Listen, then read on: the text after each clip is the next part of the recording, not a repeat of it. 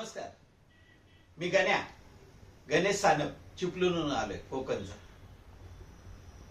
ती गावची माती, तो पावसाचा वास अजूनही ऐकून मन शांत वाटते. पण शांत वाटून करणार काय? उपाशी राहणार. म्हणून मुंबईला आलो. इथं आल्यावर कळलं की पावसाचा वास घ्यायलाच टाइम नसतो. इथं फक्त वडापावचा वास आणि गरम चाय याच्यातच अख्खं आयुष्य जाते. आता सखी सदन दादरला राहतो. घर नाही, मंदिर आहे. राघव कामत साहेबांचं मंदिर. साहेब म्हणजे देव माणूस. मालकच नाही, बाप आहे. साहेबांनीच आम्हाला घर दिलं.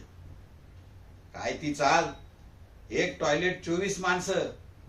आता सकाळी लाईन लागली की भक्ती कशी येते कळल. माझा एक टाइम जातो, पण एक वाटी चाय जास्त पितो. आणि ती तेजस्विनी, तिला काय दुःख? तिला फक्त पैसा पाहिजे. चाळीत आली की चाळीतली माणसं कबुतरासारखी गुटुर गुटुर करत लाख लाख करतात.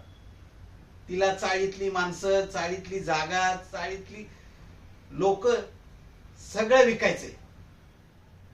मला सांगा, आम्ही लोक कुठं जाऊ? तिला फक्त आमची संख्या दिसते.